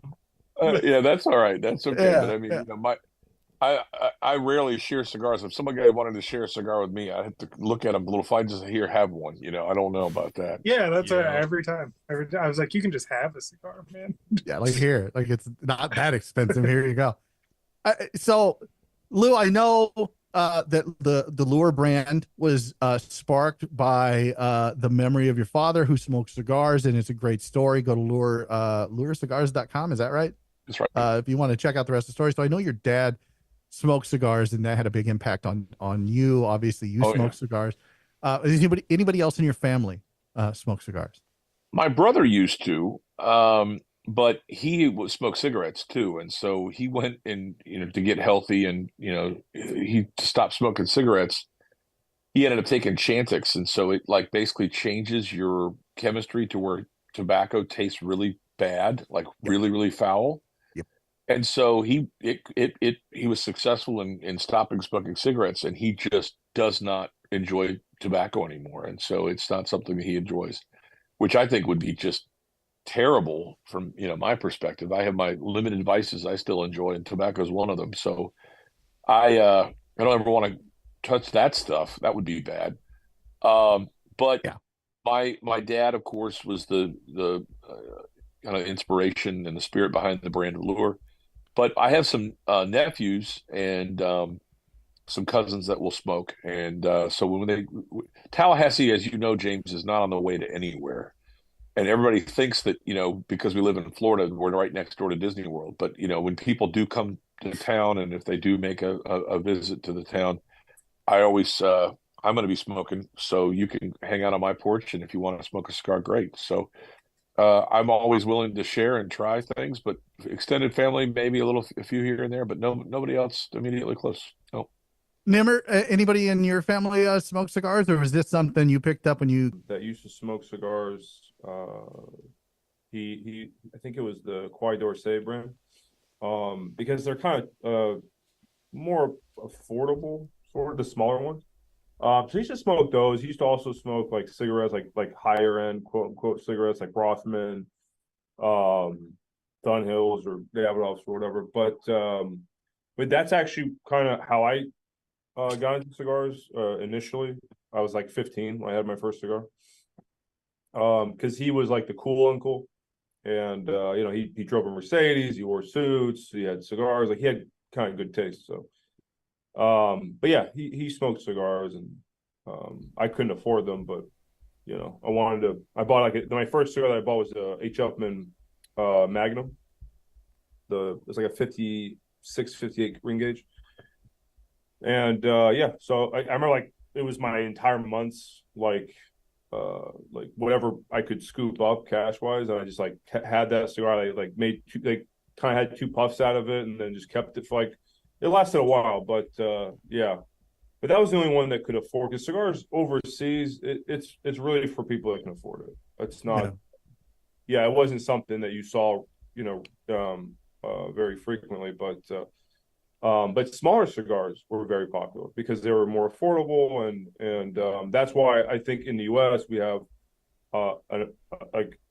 an amazing luxury of being able to have cigars at relatively low tax, unless you're in California or something.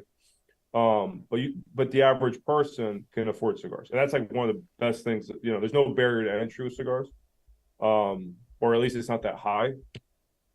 So that was that's one of the things I liked, about cigars in the U.S. I would never do this outside the U.S. because it would be for the 1% of the 1%. Yeah.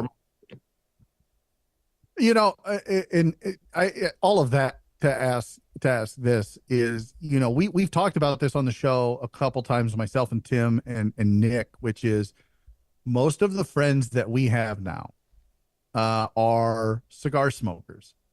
And I don't know if it's a conscious decision, like, well, I'm not going to be friends with somebody who's not a cigar smoker, but we gravitate towards those who share this lifestyle and enjoy sitting down and talking and just kind of slowing things down and having a conversation about whatever, whether we're talking about cricket or football or soccer or whatever. We can have that, and it all rallies around these rolled up dead leaves. Do you find, and I'll start with you, Nimmer, do you find that most of the folks that you kind of hang out with that are your friends now are cigar smokers more than they're not? Yeah, because like I think the reason that I like to be around cigar smokers more than the average person is because if you're a cigar smoker, you are likely to have certain attributes that I like. People who smoke cigars regularly probably have some disposable income. So, which means that they're probably a little bit more interesting, I think. Not that it's related to the cash, but you're more likely to be an interesting person, and most people that I meet that smoke cigars have a cool backstory. They've experienced, life a little bit differently than most. And you know what? They probably don't care what other people think in general. The cigars is a lonely habit when you're outside of your cigar shop. Like, people don't like the smell. People do react negatively when you smoke cigars. Like, if you go to a park and you smoke a cigar, like, people are not gonna, you might have one guy that, like, oh, I like the smell, but most people don't. So there's a certain kind of person when you smoke cigars. Like, you at least can enjoy something like a cigar, and you probably, you're going to have some time that you can kind of sit down and enjoy, and you at least value conversation. But yeah, I mean, the vast majority of cigar smokers are interesting people, and I like to be around interesting people, and I think most cigar smokers would agree. I like that. That is a more eloquent answer than I would have given, for sure. Yeah. Ryan, let me go to you, because I already know Lou's answer. Lou and I have talked about this before as well. But Ryan, do you find that most of the people you hang out with, are friendly, that you're friends with, right? Are they cigar smokers or not? I would say no. But I do have.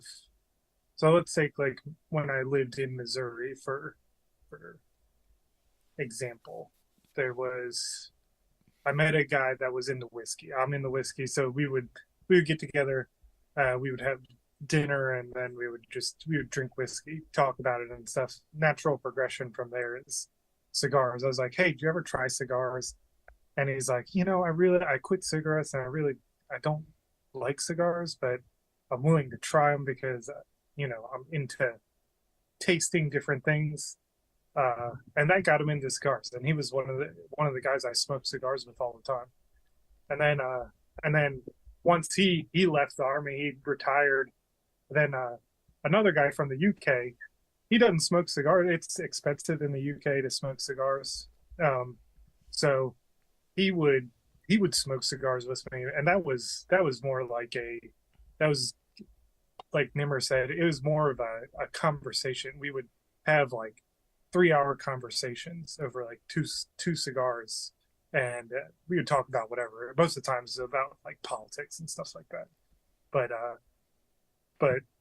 I mean, most of my friends now, I wouldn't say a lot of them smoke cigars. They know I smoke cigars, so a lot of them, they get into it. They usually like some mild cigars, like a Connecticut or something like that. But they get into it when we're together. So yeah. Tim, Well, Yes. let me go to you. I know you don't have a lot of friends, but the friends You're that you do have, yeah, you're absolutely right. I do, don't have a whole lot of friends. no, do they smoke? Do they smoke more often than not? I would say that the vast majority of the people that I will hang out with in my spare time, they will at least dabble in cigars. Obviously, anytime I hang out with you, we're going to smoke cigars. I've got a buddy or two that always wants to come over and smoke cigars, but I don't know if they're into the cigar as much as they just want to hang out with somebody and have some sort of like, you know, relationship as far as, just I guess I want somebody to hang out with, right? Yeah. Which is cool. I enjoy it. However, if every time we smoke a cigar, you're smoking a cigar for free out of my stash over and over and over again, like, and you mentioned earlier in this show, you kind of talked a little bit about the online companies that sell the cheap cigars. I don't have a problem with that if it's a gateway into the hobby. To try to experiment and have an affordable way to try stuff. That's how I started. And then I met you. No, until you met me. No, I understand. Because you're the one that said, "Hey," like you gave me shit, of course, because that's what you do. But you said, "Hey, man, there's a whole other world out here that you're missing out on because you're so focused on this online discount retailer." So, I don't have too many friends that, shit. Now that I think about it, you might be my only friend. Yeah, I'm your you. friend, Tim. I'm your friend, Tim. Lou, I love you, Lou.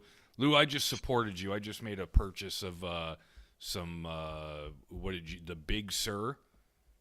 No, the Cigar. The Cigar. Yeah, Cigar. You were talking about it, and I'm like, I got to try that.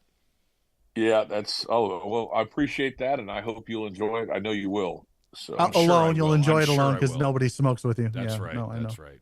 Lou, I already know the answer. Friend, are you gonna buy my cigars? I'll send you some cigars. I'll send you some cigars. I'll put some in the next box I got to send to Lou, which I should probably get out the fucking mail tomorrow. Jesus, Lou, most of your friends smoke cigars though, right? Like that's most of the guys you hang out with. They're all cigar smokers. Yeah, and I'm remiss in saying that my brother-in-law and my nephew, they've gotten into cigars by way.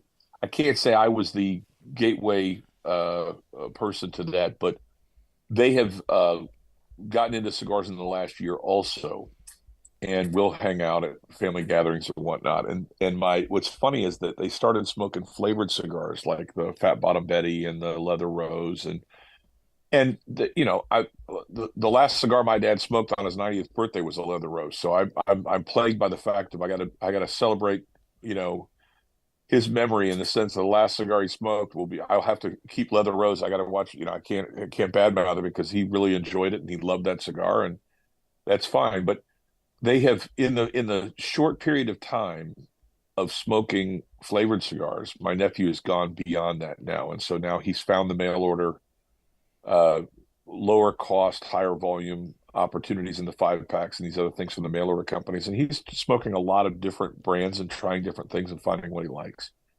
So that I smoked my fair share of all that online stuff, and and that's not a bad thing. And smoke what you like. If you like $1 cigar and it's what you like, smoke it. If you like a $30 cigar and you can afford it, then do it. Don't go beyond your means. I get that, but I have no problem with people smoking stuff that's not fancy or rare or good or whatever. Well, okay, whatever. I mean, whatever word you want to put with it. I have no problem with people saying, "Look, have you tried this?" And there's cigars that have been given to me as gifts, and in the moment, it's about the moment and sharing and sharing what you like, and so go for it. But most of my friends that I hang out with are cigar smokers, cigar friendly. And some of that is just because when I'm not working and I'm hanging back and relaxing or taking I'm smoking cigars. So if you want to hang out with me, so let's smoke a cigar. But I've been, that's just kind of happenstance. You tend to kind of gravitate towards like-minded folks, and cigars are one of those things that bring a lot of different people together. So yeah, sure. Yeah, there you go. Smoke what you like, even if it's a Gurkha. Smoke with your friends, and make more friends that smoke cigars. Look, I want to thank everyone who jumped on tonight. I want to thank Nimmer. I want to thank Nimmer from Valakari. I want to thank Lou from Lure Cigars, and I want to thank Ryan from Whiskey Tobacco. But you go check his channel out, Whiskey Tobacco. It's Tabako, right? Am I right? Yeah. Go check that out. He does a lot of cool stuff, a lot of video reviews there on his channel, both whiskey and tobacco. And you can check out his reviews at simplystogies.com as well. He just put out the Foundation Pasquale review, which I 100% disagree with, but everybody's palate's different, as Buddy Warren alluded to earlier. So I want to thank you guys for watching. Look, if you haven't tried Lure Cigars, you can give them a shot. Oxford Cigar Company, Luxury Cigar. Ask your local retailer to bring them in. And you're in several shops down south, right, Lou? That's correct. Yep. There's a list of retailers on our website, and support the brick and mortar shops and the online opportunities too. Yeah, and same with Valakari. You can go to Luxury Cigars and pick up Valakari there. You can go to Small Batch Cigars, pick it up there if your local retailer doesn't have it, but you should be asking your local retailer to bring it in. I'm telling you, like, if you like a Connecticut, the Messenger, like that and a cup of coffee will set you straight in the morning.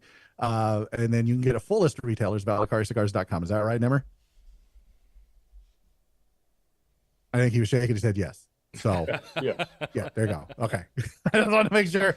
ValakariCigars.com. You get a full list of retailers there. Great cigars. I want to thank everybody. And look, if you want to join us next time, which will be March, first Friday in March live, go to simplystogies.com. Click the LE Club at the top right corner. $10 a month, $100 a year. You're supporting a small podcast that doesn't take sponsorships. You're helping us stay sponsor free so we don't have read-ins on the show every 10 minutes like some other cigar shows do. So we want to thank all of our supporters, even the ones that aren't here tonight. We want to thank everybody at simplystogies.com for all of their hard work putting reviews out. Excuse me. Join us on the 8th next week, where it's the Clear the Air, our after show, where we talk about Scott Pierce from the PCA Behind His Back. And then you can listen to that. So can he. On the 15th of this month, we will have Rick Rodriguez and Sarah Rodriguez from West Tampa Tobacco. That's going to be a great conversation. Then, of course, the week after that, on the 22nd, the Clear the Air, where we talk about them both behind their back. March 1st, we'll have Dr. Stephan Lampert from Lampert Cigars on. He'll be coming to us from Tabacos de Costa Rica, where Nick was at. That was a great conversation. I'm looking forward to you guys hearing that. Of course, on the 8th, that will also be the Clear the Air, our after show, where we talk about Dr. Lampert behind his back. And then, of course, March 15th, before the trade show, coming up at the end of March, we've got William Cigar Cooper on the show, where we'll be talking about everything trade show. We got a lot of great stuff coming up. We're going to have some Festival de Habanos coverage as Nick goes to Cuba. Lots of good stuff as we quickly run out of time, as Tim's like, hurry up and get the fuck out of here. Guys, thank you so much. Tell your friends about the show if you like it. If you don't, I mean, that's fine too. It's all right. Like, we're kind of like the Gurkha of cigar podcasts. Don't know what that means. But wow. Until watched until this moment to be disappointed. Until this very moment. Guys, thank you so much. Enjoy your weekend. Happy birthday to me. Happy birthday to Lou. And happy birthday to everyone else who's celebrating a birthday at some point this year. Look, I just covered everybody. I don't have to say it to you. Until next time, folks, stay smoky, friends.